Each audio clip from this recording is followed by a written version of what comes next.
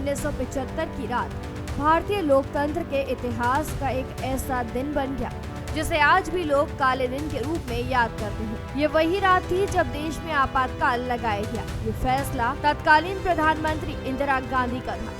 25 जून की आधी रात को उन्होंने आपातकाल का आदेश जारी किया और 26 जून की सुबह इसकी आधिकारिक घोषणा कर दी गई। इसके साथ ही भारत के नागरिकों के कई मौलिक अधिकार छीन लिए गए। सरकार ने देश भर में कड़े कदम उठाए, अखबारों की आजादी पर पाबंदी लगा दी गई, विपक्ष के नेताओं को गिरफ्तार किया गया और जो भी सरकार के खिलाफ आवाज उठाता उसे जेल भेज दिया जाता। इमरजेंसी पूरे 19 महीने तक चली, जून 1975 से मार्च 1977 तक। इस दौरान भारत एक लोकतांत्रिक देश के बजाय एक तानाशाही शासन जैसा दिखने लगा।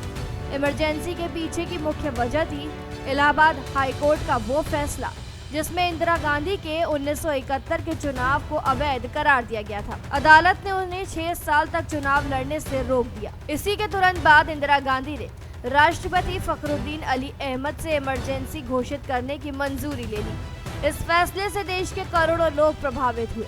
पुलिस और प्रशासन को बगैर किसी न्यायिक आदेश के लोगों को पकड़ने और कैद करने की आजादी दी गई। प्रेस सेंसरशिप लागू कर दी गई जिससे अखबार सरकार के खिलाफ कुछ नहीं लिख सकते थे। टॉर्चर किया इस पुलिस ने। हाकिम राय ने 7 डंडे मेरे शरीर पर तोड़ दिए। मैं जब उससे भी काबू में नहीं आया तो बरेली के तत्कालीन जिलाधिकारी माता प्रसाद के 29 अक्टूबर 1975 की सवेरे वे सीओ के कमरे में आए। मुझे हवालात से निकाला गया, हाथों में मेरे हथकड़ी डाली गई और हाकिम राय ने मुझे डंडों से फिर मारना शुरू किया और उसके किसी इशारे पर उन्होंने एक प्लास मंगवाया। मैं बहुत सोचता रहा कि आखिर हमारे शरीर में ऐसा कौन सा अंग है जो प्लास से ढीला किया जाएगा या उसे कसा जाएगा, लेकिन उसके हाथ में प्लास आते ही मेरे हाथों के नाखून उन्होंने प्लास से खींचना शुरू कर दिए। मेरे हाथों से खून बह पड़ा। बिजली के शॉक लगाए गए हम लोगों को, जब वो त्रस्त हो गए बुरी तरह से तो फिर अगले दिन चालान करके जेल भेजा गया। माहौल ये था परिचित से परिचित, और हमारे पारिवारिक जन जो अन्य थे वो भी हमसे बात करने में डरते थे कि हमने अगर बात की तो ये आरोप लगेगा कि ये भी आंदोलन में सम्मिलित हैं या संघ विचारधारा के हैं, तो वो भी जेल चले जाएंगे। इतना बड़ा आतंक था और उस आतंक का दुरुपयोग प्रशासन जैसे करता है अन्य मामलों में भी वैसे भी हुआ। तमाम व्यापारियों को जेल भेज दिया गया, जो सही भी थे और नहीं भी थे उनको भी, और तमाम अपराधी जो एक्चुअल हिस्ट्री थे उन पर भी वो डिफेंस इंडिया रूल लागू करके जेल भेज दिया केवल नंबर बढ़ाने के लिए। तो मथुरा के ऐसे तमाम लोग थे अपराधी जिनको उस धारा में जेल भेज दिया गया, जिनका कोई मतलब नहीं था आंदोलन से। इस दौरान हजारों नेताओं, पत्रकारों और सामाजिक कार्यकर्ताओं को जेल में डाला गया। जयप्रकाश नारायण, अटल बिहारी वाजपेयी, लाल कृष्ण आडवाणी, मोरारजी देसाई जैसे कई वरिष्ठ नेताओं को बिना मुकदमा चलाए नजरबंद कर दिया गया।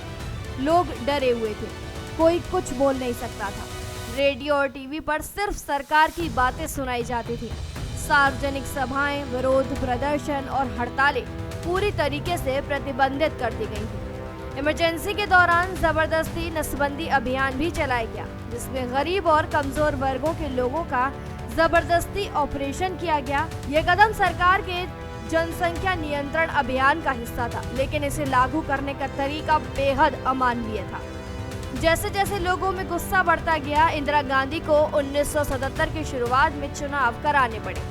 देश की जनता ने इसका जवाब दिया और इमरजेंसी के खिलाफ जनता पार्टी को भारी जीत मिली। इंदिरा गांधी और उनकी पार्टी कांग्रेस बुरी तरीके से हार गई। इमरजेंसी ने भारत को एक सबक दिया कि लोकतंत्र की रक्षा केवल संविधान से नहीं होती, बल्कि जागरूक जनता और मजबूत संसाधनों से होती है।